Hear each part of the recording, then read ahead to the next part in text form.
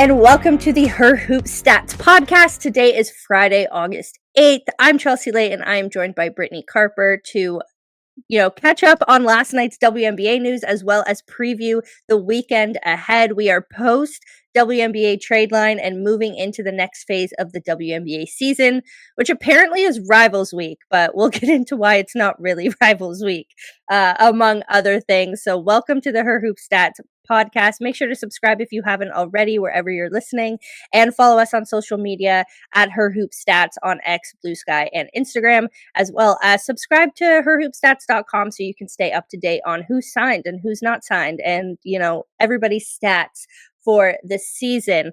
Brittany, it is our first podcast together, which is so exciting. It is. I am very excited. I haven't done any pods without Jamie. So, very excited to spread my wings a little bit and do some other pods with people. Yeah, I mean, we love Jamie, so I have big shoes to fill.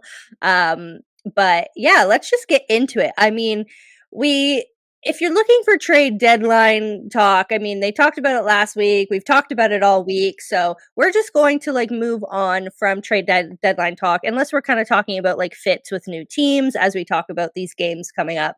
So this isn't really a trade deadline special, but the WNBA had 3 games last night and a whole weekend slate ahead where we'll see, the repercussions of these trades fully as these players start playing with their teams. Because last night, I mean, Aaliyah Edwards didn't play with her new team in Connecticut. Brittany Sykes hasn't started for Seattle. Sorry, there's just so many teams going on in my head. Sometimes they get messed up. But Brittany Sykes hasn't started yet. So we haven't really seen the actual, unless we're talking about the trades that happened in the past week or the past month. So yeah, that's going to be an interesting twinge on this weekend. Before we get into it, I harped on the Rivals Week thing. First of all, I just want to get your opinion on the Rivals Week thing in general. In my personal opinion is why are we pushing it? We should just kind of be letting it happen more naturally. What's your take on Rivals Week? Nail on the head there. I think forced rivalries, especially in professional sports, is really hard just because there's so many moving parts on teams and the dynamics change year after year. And really, I think a lot of times rivalries are created within the season. For instance, last night, if you tuned into that Phoenix, Indiana game, you would certainly think that's a rivalry game. It was spicy from the tip. You could see it was just both sides, had players that were playing with a little bit of a chip and extra motivation. And so I think sometimes organically created rivalries are the best for sports where it's not forced upon us. Obviously, geographically, you get some naturally, but for the most part, it's just storylines that happen between players or teams or franchises, however you want to look at it. And that to me is really the best created rivalries in sports. Yeah, I agree. And I think the one kind of natural rivalry that came out that they tried to take advantage of in this upcoming week of rivals, which we'll see the WNBA kind of, promote on as far as a campaign. But Minnesota, New York has kind of, again, naturally kind of built into this rivalry. They were in the finals last year, but unfortunately, due to the way that the schedule has worked, we're going into this rivals week where they're supposed to play each other. Well, they will play each other 3 times in the next week and a half. But yet none of those games will feature the big players that really make this rivalry what it is, which is Napheesa Collier on Minnesota, who has sprained her ankle, is out for at least 2 weeks, which was, I mean, we're almost a week into that, but still she won't really play for the next few weeks. And then on the other side, you have Brianna Stewart, who apparently is progressing well in her rehab. I saw Jackie Powell reporting this morning that Stewie is on track for the end of August, I believe, was what I saw. And so, I mean, she's progressing well, but she won't play. So that's 2 big, factors of this rivalry that just won't be in these games and are kind of the majority of your storylines when you talk about the fact that they're business partners, they're old teammates, now they're up against each other with these two championship caliber teams. And I mean, both teams have just kind of had wonky few weeks, just given injuries and losing games, and just I think the main message here is that we just would have rather have these games spread out among the season, have Minnesota and New York either be like an opening weekend fixture or like an early season fixture so that people could get that satisfaction of the rematch from the finals right off the bat, not have to wait till the end of July. Instead, we get them all smushed into this week midway through a season that has been absolutely exhausting for these players, and then they're all injured, so it doesn't even really satisfy us as a whole. Yeah, I mean, normally when you see schedule releases in professional sports, you have the marquee matchups that are headlining the opening day or the first week. And for some reason, the WNBA just chose not to capitalize on that. I mean, that finals series last year was incredible. It was so talked about, and you have both of these teams coming into this year with high expectations, most talking about a rematch in the finals, and then now we're getting their games in a period of time where they're not at full strength and they're certainly trying to figure themselves out. And Minnesota certainly has the luxury of having a cushion where they're not certainly worried about the return of Nafisa Collier anytime soon. And even the Liberty, I think after their little stretch, they've kind of found a way to win without Brianna Stewart. And, hopefully they get some other pieces back in Burke and Sabali that are going to help them. But yeah, we were just certainly robbed of a matchup that I think most people that have followed women's basketball and the W wanted much earlier in the season. And so really disappointing, rivalry week, because we're not going to see the games that we certainly should have seen earlier in the season. Yeah, for sure. And I mean, the other kind of, I guess, marquee rivalry, would, if you want to call it that, would be the Chicago Indiana game. And even the main draw of that, again, quote unquote rivalry. I don't personally think it's a rivalry. Other people have different opinions, but you have Caitlin Clark versus Angel Reese, which is this, historic thing over the past few years. And both of them are injured. And so neither of them will play. And so that big kind of, again, the main storyline of that matchup, the reason why it's in rivalry week is not even a factor. And so I feel bad in the sense that, like, they definitely tried to make something happen with this campaign and it's definitely flopping, and I feel bad for the people who probably worked on it, but at the same time, I don't know, I just think it's in August. The schedule has been so weird this season where, like, there's no rest, and so these players, we're just seeing injury after injury after injury, and so it just has kind of not panned out the way that they thought it would.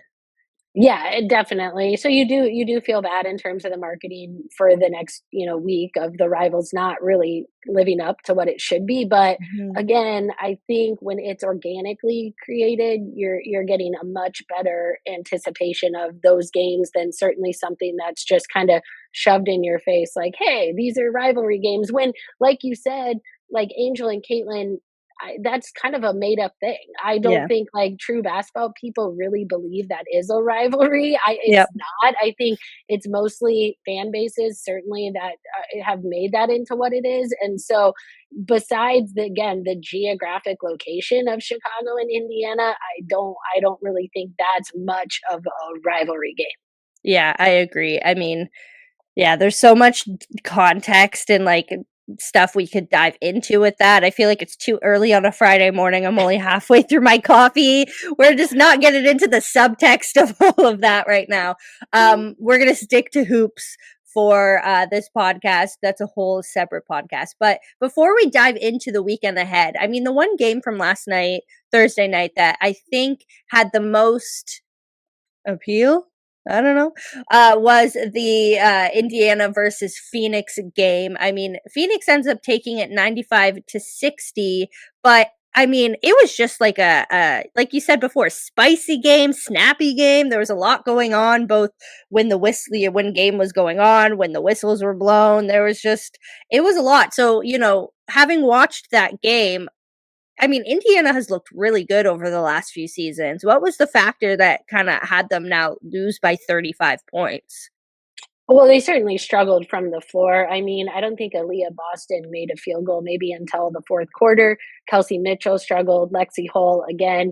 I was telling you guys before we went on air, I looked back. I think she's 4-31 over her last 7 games from the three, and certainly that hurts them.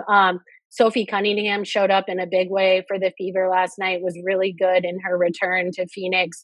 I think she was applauded early, and then that probably changed throughout the game, just given the storylines there. But I think you also have to put credit on the other side with Phoenix. I thought, Yeah. they're finally defensively, looking better. They were very active on that end. And then we can't obviously not mention Alyssa Thomas going for her third straight triple double. Uh, Again, if you're not talking about her in the MVP conversation, you're just not watching the games.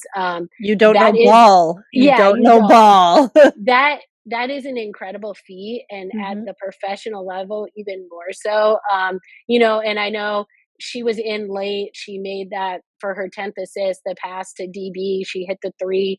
In the post game, Nate Tibbetts talked about kind of that fine line of when you are kind of record chasing, when you leave a player in. But like he said, she deserved that moment and that opportunity to try to get that third straight triple double, which had never been done in the WNBA. And so, like he told her, you have two or three possessions. So you make the pass and they better be ready to shoot. And they did. And so I think that game was a little bit more credit to how Phoenix played, but certainly the Fever have a lot of questions going forward. Sid Colson got hurt a minute into the game.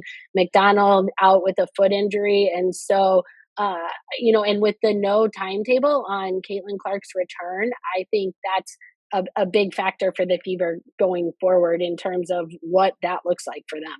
Yeah, and I mean, we were even talking about, and I want to talk about Alyssa Thomas, but let's just kind of get this, Fever situation out. Is the fact that they are kind of depleted in the guard situation right now, given that Clark again, no timeline. Sydney Colson just went down with that injury that looked pretty bad. I don't want to make any predictions, but again, and then Ari McDonald. They could then go in and sign like a 7-day, hardship contract. But as we were talking about before we recorded, like who is there really to sign out there still at the guard position that would help this team continue to hold a like 5-4, even try and go into a 4 seed? I don't think there's really anyone out there unless you're bringing in someone really young who can be that starting point guard presence for Indiana, and so they're in a tough situation right now.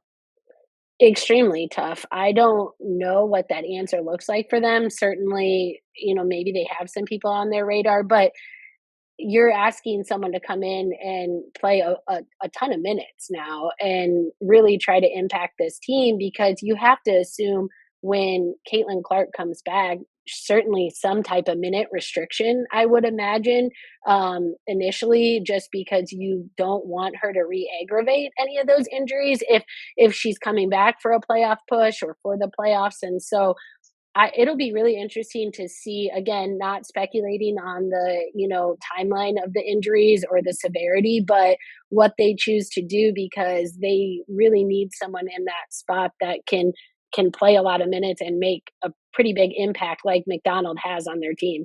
Yeah, exactly. And I mean, let's go back for a second to Alyssa Thomas. Like you said, if you're not talking about her in the MVP conversation, I mean, what are you doing? I think, like, for her, I think it's, Fee is still up there, don't get me wrong. I do think it's between her and Nafis. There's still a lot of season to happen. There's a lot, and I mean, I don't have a vote. I am assuming you don't have a vote. Yeah. And so like we're not sitting here like trying to, think about who are we gonna vote for? It would be very hard to vote, especially right now. But you think about first 3-game triple double streak in WNBA history. And part of me is like, okay, maybe she's not getting the recognition she deserves, because when you look at her triple doubles, they're very like, she just has these stat lines that for example, if someone gets like a 30-point triple double, everybody's like, whoa, they scored 30 points or they scored Mhm. whatever, whatever. She's doing it with like 10 points, 10 rebounds, 10 assists, 13 points, 12 rebounds, 12 assists, 18 points, and so well, we know as people who know and study basketball that that's an incredible feat regardless of what the points are. I feel like to the less informed, they just go to points and they're like, "Oh, okay, she only scored 10 points, so she's not, the MVP of the team." Meanwhile, you look down the stat line and you watch the game and realize how much of an impact she has on her team, given the fact that these rebounds are helping her team get, second chance possessions or defensive rebounds or, you know, all of that stuff. You think about her efficiency, the fact that last night she scored 66.7% from the field. I mean, she's not really a 3-point shooter given, the fact she doesn't have any shoulders, which I don't blame her for that. Right. I wouldn't shoot threes either if I didn't have shoulders. I mean, I can't shoot threes regardless, Yeah. so I'm too short. But regardless, like, yeah, like I think if you're to the uninformed and to the people who are just looking at like the very shallow stat lines of it, maybe a 10-point triple double is not the most like, but like to people like me who watch and people who like you who like know the game so well and have studied it and have played it, it's impressive and it should be getting more media attention than it is. Yeah, I think that's the toughest thing in basketball and really any sport where like you look at the stat line that you think people care about the most. And so for basketball it's points, right? Like Mhm, no matter even at the youngest level, if you ask a kid if they played well, their first response normally will be how many points they scored. Okay? So mhm. as a former coach, you're always trying to instill there are so many other ways to impact the game of basketball. And Alyssa Thomas is that to the nth degree. She has found ways to impact the game on both ends of the floor. And so, for the people, again, who don't necessarily appreciate all the other ways besides her not scoring 20 plus points every game, you really have to preach how important that is and what an accomplishment it is. And so I think the Mercury are certainly trying to push the narrative for her in the MVP conversation. I do think I was talking about this with BMAC before you jumped on to West Coast teams sometimes in any sport, it's really hard. Um, Good point. because of the time they play. And so if you're an East Coast person, you maybe aren't tuning in to every Phoenix Mercury game. So again, when you see the stat line, you're like, yeah, okay, cool. Like triple double, even though to anyone who's played basketball knows how hard that is to do. But if you aren't watching her play and, really understanding how much the ball is in her hands, how much she facilitates everything that happens on the offensive end, and then also the impact she has on the defensive end of the floor, you really probably aren't, if you just look at a box score, you don't understand how important and how good Alyssa Thomas is at basketball. Yeah, and I mean, I think for me, when I look at Alyssa Thomas as, a player, she's a forward. She's not going to be expected to play make as much as, say, like a Caitlin Clark or a Sabrina Ionescu, these other Courtney Vandersloot, these other triple double kind of threats in the league who are traditional point guards, and that's why their assist numbers get so high. But for Alyssa Thomas, who isn't really expected to play make as much as she does, but is so good at it and is able to get, I mean, 12 assists in a single game as someone who's also getting rebounds and also scoring, getting to the free throw line. I mean, in the Connecticut game, she got to the free throw line 8 times. And it's like, for the expectation for players is usually, you hit one or two of those things and people say, "Oh, you're a great player. You're able to get to the free throw line and you can rebound a lot," or et cetera, et cetera. The fact that she is just touching every single part of the game and like you said, like it's just so hard. Like as like I don't get me wrong, I'm not gonna sit here and say I played basketball in 7th and 8th grade. So and then I Yep. stopped growing. So I mean that my experience isn't exactly, but like even now when I go and like just shoot around with people or you play Mhm. little pickup games, it's like it's hard. Like it's a hard thing. It's an exhausting game. It's a fast-paced game. It's something that to be that efficient in so many different aspects. I mean, just shows her motor is there, her IQ is, so high. And I do get the part that you're saying with the West Coast factor, which yeah, someone who lives on the East Coast, yeah, I'm going to bed. Like I'm not, Hmm. staying up to finish a 10 p.m. game a lot of the time. But I mean, she played over a decade in Connecticut before that on a team that was consistently in the semifinals, if not the finals of the league for the past like 5 years, if not more. So it's still, I'm just like, why aren't we talking about Alyssa Thomas more? And maybe it's because, again, like the clips aren't as flashy and pretty for social media. Maybe it's just because she just plays a really gritty, efficient, good game. But man, I mean, if you like hoops, you need to be going back and watching that tape because she just does it all. Yeah, and I think you really said that part, the not flashy. She doesn't shoot threes. So Yeah. you're not getting the long range threes, you're not getting the logo threes. But also, again, what makes her even more impressive is she doesn't shoot the three, but then still gets into the paint, still can distribute the basketball without having the threat to shoot from deep. And so Yeah. that's even a greater quality to have, because you do understand how and what to do in order to set your teammates up without being a threat from the 3 point line. So again, I just can't say enough. I like anyone, I've said this before on the pod with Jamie, like if you are a point forward, study her game, Yep. because what she does and how she impacts a game on the offensive end of the floor is truly something that is special, and can create so much more for other players. And so if you're coming up and you're a young girl and you're watching, heck, even a young boy, she is someone to watch, because the way she impacts the game on the offensive end of the floor is really special. Yeah, I agree. And it's funny when you said that, I just had a flash in my mind. So, like, I'm here in Toronto, I'm covering the Raptors a lot, and they kind of have tried over the years to have this like point forward mentality, have their forwards handle the ball, have everybody kind of do positionless basketball. And I'm just sitting here thinking, like, damn, the Raptors would love Alyssa Thomas on their team. Right. It's just like the exact kind of method that these young players, like I think Scotty Barnes always wants to be like a point forward and all of that stuff. Not to bring it too much about the men, but like I'm just thinking about like, oh man, like any basketball team, regardless of where you are, what league you're playing in, would love an Alyssa Thomas on your team. Absolutely. Yeah. Oh man. Okay. Let's kind of switch forward and think ahead now to these games over the weekend as we head into rivals week. Yes. um, but we have a big weekend of games. I mean, you think about tonight, we have 3 games. Tomorrow, Saturday, 2. Sunday is the traditional full slate of you're going to sit down and watch basketball all day. Mhm. Sure. Why not?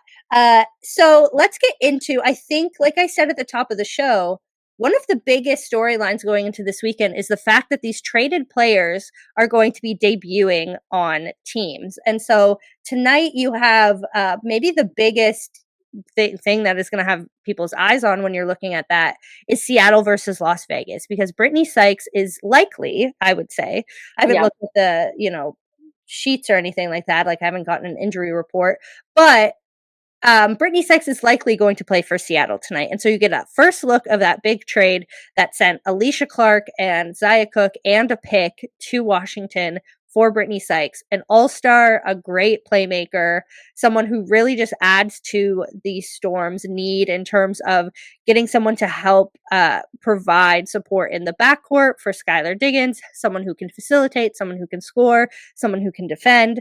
And so I think out of all the games tonight, don't get me wrong, like a Dallas, New York is really exciting. Seeing the Minnesota Lynx and the Washington Mystics, especially with all the moves they made. But I think the match of the night is Seattle versus Las Vegas, just to see how Brittany Sykes, debuts for her new team. Yeah, it's certainly something I'm looking forward to see how she's integrated in, how quickly she can adjust. I think, again, like you said, much needed for the Storm, just to provide that extra guard who can really do it on both ends of the floor. And I think sometimes, like, when Diggins isn't on, that's, I feel like, where the Storm really seem to struggle. And so when you have another guard who you can count on to score the ball, distribute the basketball, I think that will be a huge impact for them. And then you have an Aces team who's played a little bit better. I don't want to get too optimistic on them. I think, again, they're kind of finding their way. Just they've played again the Valkyries, so I don't, how much they're getting better. We'll see. But to go obviously into Valhalla and win the other night was a big win for them, because that is a tough place to play. So I'm definitely looking forward to that game, just again to see how Sykes fits with what the Storm are doing, and then again to see the Aces against an opponent that they're obviously fighting in the playoff race for positioning. Yeah. I mean, yeah, that's it. I'm excited. I think Brittany Sykes, especially, obviously she had a place on this Washington Mystics team, a veteran, did very well, helped them be more successful this year than we probably would have expected. But to see her now on a team that is trying to make a playoff push and trying to like hit that top four and Hmm. get that home court advantage, I think is going to be really exciting for her, really exciting for the team. And so, I mean, when you look at other teams now throughout the weekend who will be welcoming new players in, the one that stands out to me, I mean, given kind of my bias, is Connecticut versus, again, the Las Vegas Aces on Sunday. I mean, a little bit of a later game as well, but again, I'm assuming that that's the first time we'll see Aaliyah Edwards on the floor for the Sun. And so, I mean, there was so much back and forth about that trade yesterday when it hit.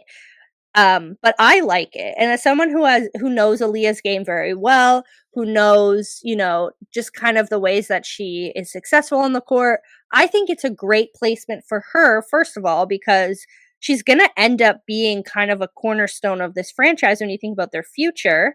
But then you also have the rest of the season where she's able to play with Tina Charles. And I think that's going to be such a big factor for her as a young player. She has already improved so much through playing internationally for Canada at Unrivaled, and there just wasn't the space in Washington for her to really be able to have the freedom to play as much minutes as she needs to get the reps that she needs. And now she's in Connecticut, where they're obviously focused on the future with her, with Sanaya Rivers, with Anissa Morrow in mind. They will likely protect her in whatever expansion draft comes up, and they have 2 more years left with her on contract. So I think it was a great move from both sides. Washington gets back something for a player that they worked to draft and develop over the past 1.5 seasons. And then Connecticut just really gets this, dynamic, experienced player who has played against the best in the world, who, did so well in that one-on-one tournament. And, someone who has watched her in Canada, she has just really, when she plays with players like Kayla Alexander, she played with Natalie Achonwa last year in the Olympics, and like just really is a sponge when it comes to taking on that mentorship. And so pairing her with someone like Tina Charles for the rest of the season, I'm excited for that. So anyway, that's my whole thing about Connecticut playing on Sunday against Las Vegas. But yeah, what are your takes on the Aaliyah Edwards trade? I like it for the Sun, like you said, a good cornerstone for them. They're obviously focused, on the future. I can't imagine Tina Charles. I mean, maybe another year, but certainly you don't know if that's going to be in Connecticut. And for her to again get mentorship under someone as good as Tina Charles has been will be really really good for her. And I think the Sun are in a spot where they've kind of rotated. They're still trying to find that other player next to Charles this year. And so the opportunity for her to step in there and really get a lot of minutes and consistent playing time, right? It's really hard to show what you can do when you can't do it on a consistent basis. And that just wasn't happening for her in Washington. And so I think you're going to see over the next, whatever they have left, 16 games or whatever it is, a lot of what she can do going forward, and certainly what pieces they'll need to go forward building around her. Yeah, so I'm definitely excited. I mean, you think about this matchup against Las Vegas, she'll likely be up against, an Asia Wilson, an Alyssa Smith. Not an easy task for someone who is also trying to adapt to a new team, especially during a season where you don't really get much practice time. So you're just kind of thrown into the fire in a mid-season trade. But I mean, I'll be watching that game just to see kind of how she adapts given the situation. But I mean, other games this weekend that I think I have on just kind of my list of things to watch out for. I mean, there's Minnesota, New York, regardless of the injuries, is always going to be an interesting matchup. And I think, given the circumstance, this might be a good indication of what a series would look like. And, you know, the injuries only force them to try and go into their depth a little bit more and see what they can drudge up. And you also get the extended look at Dejanay Carrington. I mean, we've only really had a few opportunities to see her play in practice with Minnesota, and so that's one I'm looking to as well. Yeah, I really like that matchup just because, like you said, what a series would look like. And certainly there's so many moving parts that could happen in a series. But you're talking about two franchises that are so established, so good at what they do. And so for them, like certainly losing, Nafisa Collier or Brianna Stewart is a big loss. But because of the way they're coached and the way their franchises are built and the culture they have, it's really easy for them to kind of, not, I shouldn't say easy, but easier than some other teams to kind of go forward, figure out what needs to be done, and then go out and play good basketball. And so I loved the Carrington move to Minnesota. I think she is a really good fit there. I thought, her first game the other night, you saw the impact that she can have on both ends of the court. And that's really, I think, what the Lynx need. And certainly in a playoff, series, or going the longevity of what you would think Minnesota is going to be in, she will be a big factor for them. So again, excited to see what she's going to continue to do in her role there. And certainly for all those players on both sides, you're going to see, continued improvement and kind of what they look like without their two stars. Yeah, I agree. And I mean, the last thing I want to do before we end off for today is, I've kind of pulled up the WNBA standings right now, and I Mhm. feel like we're at a very pivotal point in the season where these are going to not only start to kind of solidify a little bit more, but we're going to get a better idea of who's going to be up against who for these playoff seedings and positioning as well, because that's such an important factor of the playoffs as well.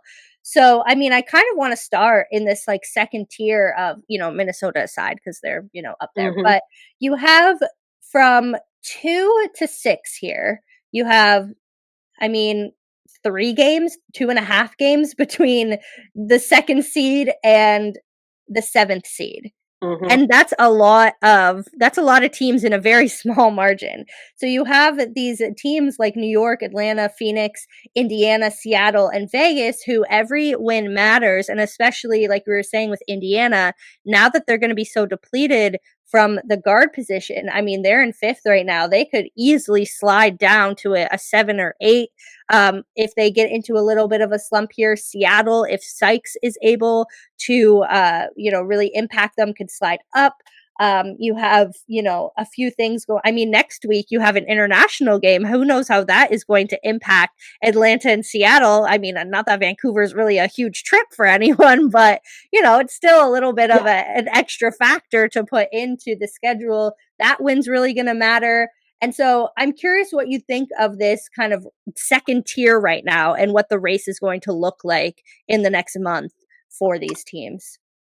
Yeah, I think certainly like the Mercury are in a really good spot. They're the only team really that is fully healthy Mm, and playing well. I yeah. would say so. I certainly think they're in a good spot. Like you said, Fever have a ton of questions. I think the Storm added, so that will be really good for them. The team I think that kind of is right on that fringe is the Spark. So Mm, that last night was they started 7 out of 10 at home. Cam Brink is back playing really good basketball off the bench for them. Their biggest thing, they can score the basketball. It's just will they be able to defend enough to win games if they're not scoring? I think so. That to me, I think the Valkyries are kind of in a spot where maybe with the injury, to Kayla Thornton, and they're kind of coming back down to earth, or the expectations certainly that Yeah. most people had on them. Um, the Dream are still finding ways to win without being fully healthy. But certainly, like, that will be something to watch. But for me, I think the Mercury probably, have the chance to kind of make that biggest jump over, the next couple of weeks, without really diving into their schedule a ton. But the Liberty in a tough spot without Stewart and Sabali and Burke. Considering I don't know when they're going to be back to almost full strength. So, they're in a spot where I don't think they want to drop, too much further, but there's teams certainly nipping on their heels. And, but I would say out of those teams, I mean, Mercury, I think, and then I'm really interested in what the Sparks are going to do. So those are kind of my two teams. Yeah, I agree. I think, you go down from that second tier into the Valkyries and the Sparks, and I mean the Mystics are still kind of there, but given the moves they've made over the past few weeks, I could see them just, Mhm. settling down into that lottery tier of teams. But you have the Valkyries and the Sparks who seem to be kind of fighting for this last playoff spot. I would say the Sparks would probably be more motivated, if anything, because again, they've been rebuilding for a few years. The Valkyries had zero expectations. But at the same time, like, the Valkyries to make the playoffs in their first season would be incredible. And I wouldn't want to face the Valkyries in a 3-game series, when you're playing one game at Valhalla as well. Mhm. And then, I just kind of dip down and I look below that. I mean, you have Washington, Chicago, Dallas, and Connecticut. I mean, as much as you'd like to think that maybe Dallas could make a surge, who knows? I think they've, again, are kind of like Washington, where they have decided through trades to just kind of, accept their fate and go into the Mhm. lottery next year in a very good draft, too. So I don't think that's, something to really be concerned about. But I mean, they also have the silver lining of having Paige Beckers and the likely rookie of the year. So I wouldn't be too upset if I was Dallas. Yeah, Uh, exactly.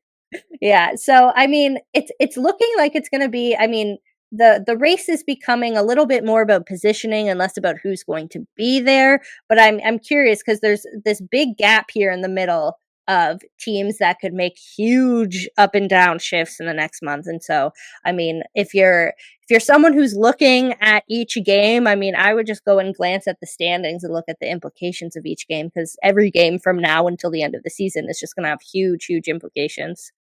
Yeah, and I think that's what makes it exciting as fans, right? We're going to be Mhm. treated to really good basketball over the next, month, and you're going to see teams, like you said, fighting for those positions. Certainly injuries are going to play a part in what that looks like, but it's going to be fun to see that race kind of come down to the wire, because like you said, it's a logjam in there from 2 to even 8. You're talking about, 5 games. Yeah. And so that's fun. It's exciting, as fans. And I think, like you said, that's what, the Valkyries, I think, are probably kind of it. I think when you've done the work to this point, it's hard as a competitor to then just be okay with, well, if we don't make the playoffs, we don't make the playoffs, right? Yeah. They're still going to do everything tooth and nail to get there, because if you've watched any of their games this year, that's what they're built on, right? Yeah. They're gritty, they're tough, they persevere. So I certainly think they're going to be in it until the end. And, as fans, that's exciting for us. Yeah, I agree. I mean, there's a lot to be said about this season of the WNBA, but if anything, it's definitely competitive, and we've been getting a good show. But I mean, that kind of comes to the end of our weekend preview here on the podcast. I mean, I think we had a great time, you and I, talking about all things W this Friday. So, I mean, hopefully, this is the not the last. It's the first, but hopefully not the last time you and I get to talk hoops here on the Her Hoop Stats podcast. But I mean, thanks for joining me today, and making sure that, I mean, I guess replacing me with Jamie. Not that Jamie's going anywhere; she'll be back next week. Don't worry. Um, and but thank you so much for watching. Make sure to subscribe to the Her Hoop Stats podcast here wherever you're watching, as well as on social media, and subscribe at herhoopstats.com to make sure you are up to date on everything in this wild WNBA season. For this episode, I'm Chelsea Leite. That is Brittany Carper. Thank you so much for listening.